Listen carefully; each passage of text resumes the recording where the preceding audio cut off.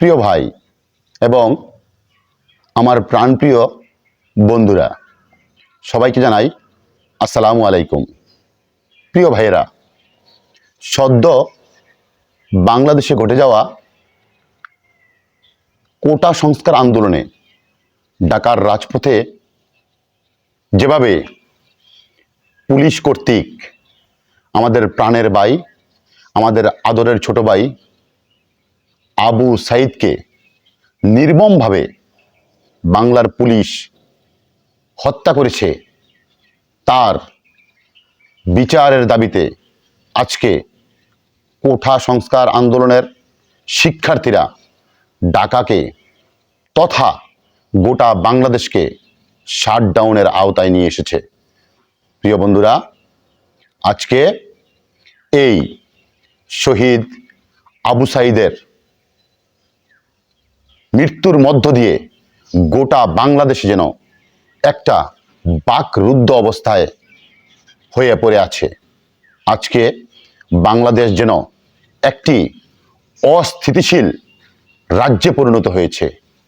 আমরা 52-র ভাষা আন্দোলন দেখিনি, 71-এর মুক্তিযুদ্ধ দেখিনি, তবু বলবো বাংলাদেশে কেন এখন এই মুক্তিযুদ্ধের মতো যারা পাকিস্তান হানাদার বাহিনী বাংলাদেশে প্রতিটাই অঞ্চলে অঞ্চলে গিয়ে বাংলাদেশের মুক্তিযোদ্ধাদেরকে সম্মুখে গুলি করে মারত, ঠিক ওই 71-এর মুক্তিযুদ্ধ যেন বাংলাদেশে আবার লক্ষ্য করতে পারছি।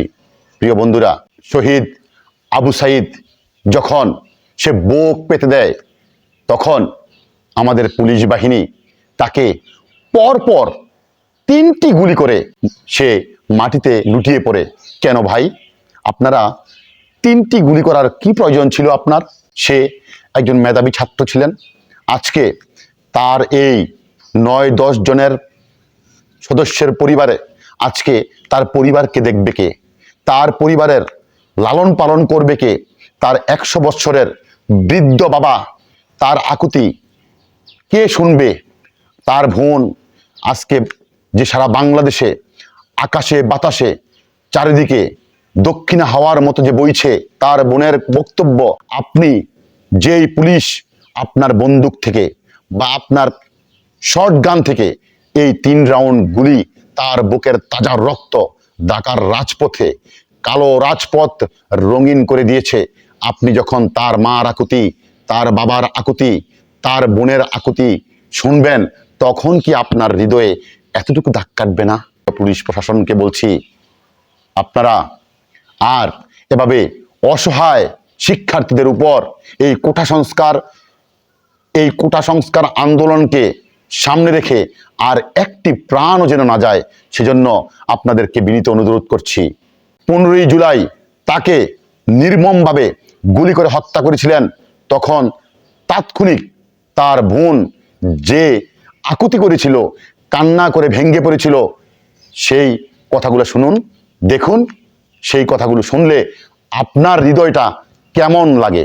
ভাইয়ের হয় নাই, আমার ভাইয়ের এত মেধা ভাই, আমার ভাই 5-এ বৃত্তি পাইছে, আমার ভাই 8-এ পাইছে, আমার ভাই মেট্রিকে পাইছে, ইন্টারে রংপুর কলেজত ভাই, সরকারি কলেজত স্কলারশিপ পাতে ভাই, বাপে আমার খুশিতে কান্দিছে ভাই। হাই রে, স্কলারশিপ পাতে ভাই, আমরা মূর্খ মানুষ জানি না এত মেধাবী ছাত্র ভাই কি জন্য সরকারে মারার অনুমতি দিল ভাই?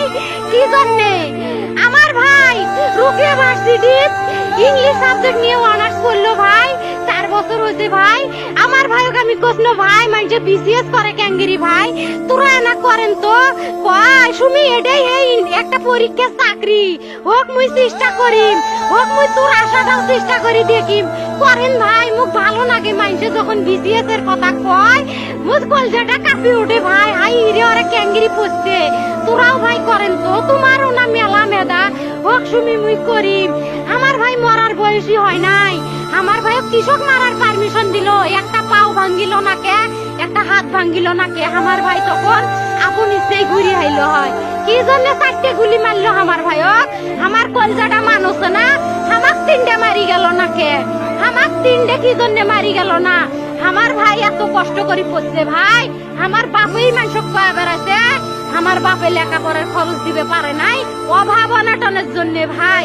হাই ভাই, আমার বাপে লেখাপড়ার খরচ দেয় নাই, আমার ভাই। প্রিয় ভাই ও প্রিয় বন্ধুরা, আপনারা শুনলেন অত্যন্ত বারাক্রান্ত কণ্ঠে এই বোনটি তার ভাইয়ের জন্য যেভাবে কান্না করেছিল।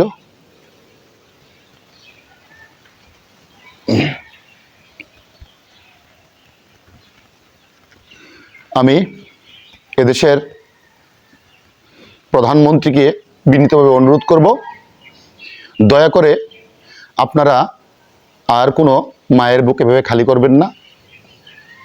আপনারা একটু সহায় হন। এই কোটা সংস্কার আন্দোলনে যারা সেই শিক্ষার্থীরা আজকে ঢাকাতে আন্দোলন করছে, তাদেরকে আপনারা সুন্দরভাবে আপনাদের প্রশাসন, পুলিশ প্রশাসন, বিডিআর, আর্মি প্রশাসনকে দিয়ে তাদেরকে বুঝিয়ে শুনিয়ে বা তাদের যৌক্তিক আন্দোলনটাকে সামনে এগিয়ে দিয়ে আপনারা আপনাদের একঘেয়ামি সিদ্ধান্ত থেকে পিছু হটবেন এবং আর কোনো শহীদ আবু সাঈদ যেন এই ঢাকার রাজপথকে পিচ ডালা কালো রাজপথটাকে যেন আর রঙিন করতে না হয়, সেজন্য আপনাদের দৃষ্টি আকর্ষণ করছি। আপনারা অনতিবিলম্বে আপনারা ঢাকার যারা শিক্ষার্থীরা আছেন, যারা কোটা সংস্কার আন্দোলনের সাথে ওতপ্রোতভাবে জড়িত, তাদেরকে আপনারা বুঝিয়ে শুনিয়ে তাদের যেই চাহিদা আছে সেই চাহিদা মতো আপনারা তাদেরকে বুঝিয়ে দেন এবং কি তাদেরকে আর একটা প্রাণও যেন ঢাকার রাজপথে না দিতে হয়, সেজন্য আপনাদের দৃষ্টি আকর্ষণ করছি।